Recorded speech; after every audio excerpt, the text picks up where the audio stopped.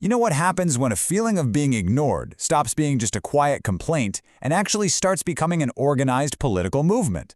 Well, in Western Canada, an idea that was, let's be honest, once on the fringes is now structured, it's resourced, and it's heading for an official vote. This isn't just about politics anymore. We're talking about changing the very map of Canada.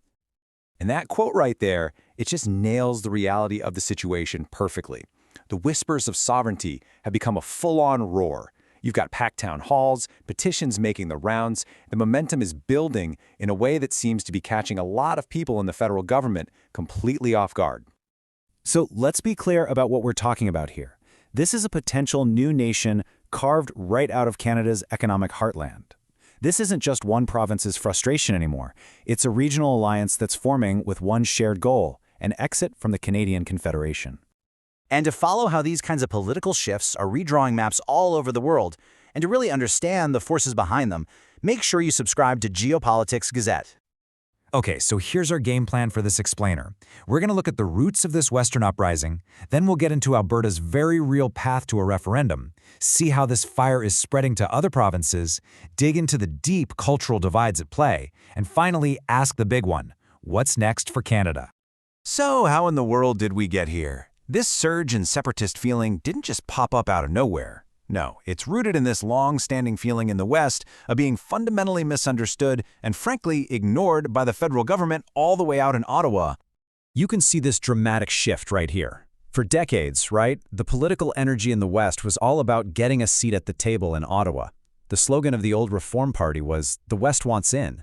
Well, today, that has completely flipped. The new rallying cry is, "The West wants out." Proponents will tell you that the final spark wasn't just one policy, but the feeling of being bluntly rejected. I mean, when you shut the door on people who already feel ignored, they start building their own house. And at the absolute center of this entire movement is Alberta. It is the undisputed economic engine of the West, and its leaders and its citizens are the ones driving this formal push for an actual independence referendum. To really get a handle on Alberta's position, you have to appreciate the sheer scale of its energy sector. The province produces 4.2 million barrels of oil per day. That's an output that rivals some OPEC nations. It's huge. And all that production? Well, it translates into massive economic power. Alberta's annual GDP is around $340 billion. Let me put that in perspective for you. With just 11% of Canada's population, the province generates 14% of the entire country's economy. The energy sector alone contributes around $70 billion to the national GDP every single year.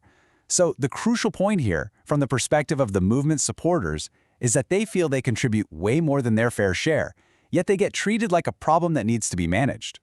And these are the specific flashpoints they point to: the cancellation of the Keystone XL pipeline, which they say costs them $17 billion a year.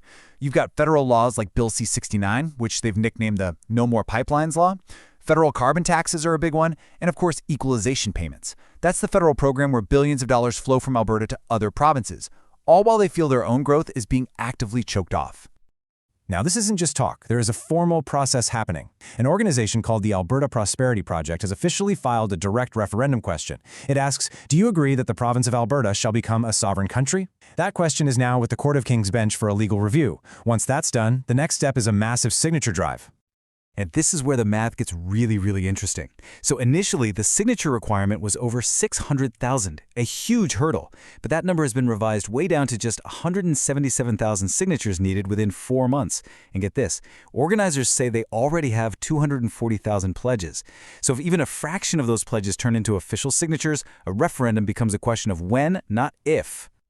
But like I said, this is not just in Alberta's story anymore. The sentiment is spreading, and a pretty powerful regional alliance is starting to take shape right across the prairies. Right next door in Saskatchewan, the government is signaling it's on a similar path. They recently held a joint caucus meeting with Alberta, and in politics, that is not a photo op. That's a sign of a shared playbook. Saskatchewan has its own referendum trigger that requires 125,000 signatures, and you've got grassroots groups there mobilizing, driven by the exact same frustrations. And this frustration, it extends even further west. This quote here comes from folks in the resource towns in the interior of British Columbia.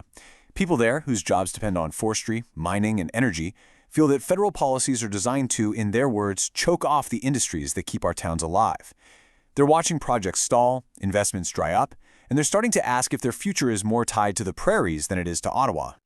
And then there's Manitoba, which is kind of the logistical backbone of any potential Western alliance. Why? Well, because all the key rail lines and trade routes to the U.S. and to global markets run right through it. For an independent West to actually work, it would need Manitoba as the main artery for trade. And while its leaders aren't exactly waving separatist flags, they are now openly talking about the same grievances, which is a really significant shift in the political landscape. I mean, with the map of North America potentially being redrawn, staying on top of this story is absolutely crucial. And you can do that by subscribing to Geopolitics Gazette. But you know, this movement is about more than just pipelines and equalization payments.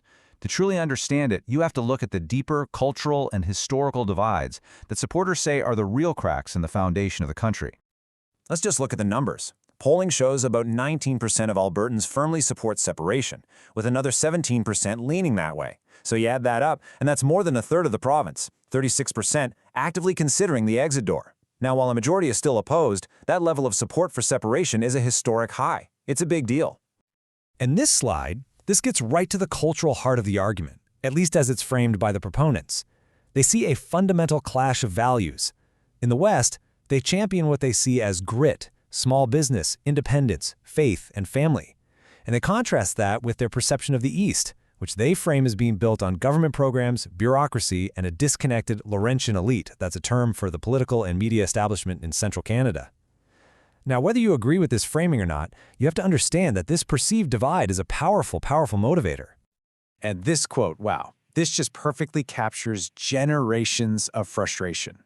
There's this deep-seated feeling that for decades, the West's resources have funded the rest of the country. It's the feeling of footing the bill for a dinner you weren't even invited to. And that feeling has been simmering for a very, very long time. So this brings us to our final and, let's be honest, most critical section. With a viable path to a referendum and growing support across multiple provinces, what are the real stakes here, and what is the fundamental question this movement poses for the future of Canada? The economic stakes for Canada are just immense. If the West were to leave, Canada wouldn't just lose a couple of provinces. It would lose roughly 75% of its oil production and tens of billions of dollars from its national GDP. It would effectively lose the fiscal engine that, as supporters argue, props up so much of the rest of the country. This really frames the current moment in history, doesn't it? Many people are now arguing that this is the most significant threat to Canadian unity since Quebec nearly voted to leave back in 1995. And some will even tell you the stakes are even higher this time because, unlike the Quebec crisis, this one is centered on the country's primary economic driver. And ultimately, it all boils down to this one provocative question, one that is now being asked openly from Edmonton to Regina. Is the Canadian Confederation a voluntary partnership held together by shared values and mutual respect? Or is it held together by force, where one region's economic and political aspirations are just subservient to another's? The answer to that is probably going to determine the future of the entire country. The answer to that very question is still being written. So to follow every single development in this story and others like it that are shaping our world, make sure you are subscribed to Geopolitics Gazette.